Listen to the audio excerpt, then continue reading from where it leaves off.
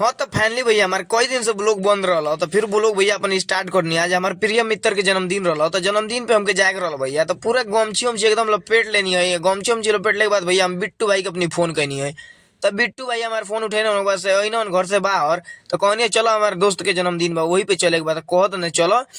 तो भाई बड़ा कुहेसा गिरल लो गाड़ी कितना स्लो चलावत नहीं के इतना स्लो जात रहनी है भैया 7 बजे अबे इतना कुहेसा गिरल कि हमने के क्या बताई कि रेंगते रेंगते भाई कोनो पहुंचने के बिट्टू भाई नहीं तो खाली कमला पसंद खोइए दादा वो दादा खाली कमला पसंद खोइए भैया तो हमने के लेट हो गई लगैले में। तो भाई तो केक उक काट ले नहीं भाई के दुकानी पे हमने के बोला ना तो हम गई नहीं है। तो इन्हों को फोन करनी तो फिर वापिस आ गए इन्होंने अपनी घर से तो इनके अपन जो गिफ्ट लेके गए गिफ्ट भाई इनके देनी है कहनी है अपन गिफ्ट पकड़ो भैया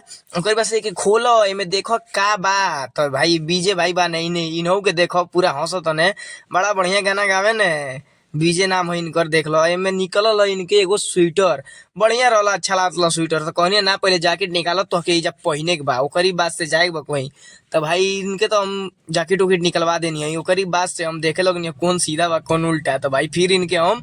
पहनावे लगनी कहनी नहीं पहले स्वेटर पहनिए के जाके बताओ के तो स्वेटर पहने लगना ना देखो कितना हंसत है जैसे बुझा तो दिलवा गार्डन गार्डन हो गई बा। तो पूरा हंसे लगना भाई ओकरी बात से देखो इनके पूरा नाप साइज के रहा बढ़िया एकदम नाप हमके मालूम रहा कौन हो इनकरी में। तो भाई एक्सल लेके गई नहीं है एक्सल में स्वेटर लेके गई नहीं है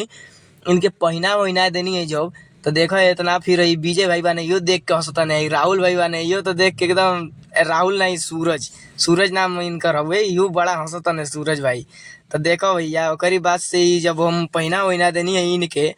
तो ओकरी बात से दे तो हमके अब लिया के केक कहत नहीं केक खा तो केक अपनी हाथे हमके खियाई ना और तो बस हम इनके तूर के थोड़ा सा खिया देनी है भाई केक इनके हम खिया देनी है ओकरी बात से देखा है ना बीजे भाई आ गए ना। तब बीजे भाई बाने तो इहो के केक खियानी है कहने भाई तू खा तू हमारे दोस्त हुआ खा। तो फिर बिट्टू भाई की भी केक खियाए लगना बिट्टू भाई के केक खियाए लगना भैया ओकरी बात से भैया देखो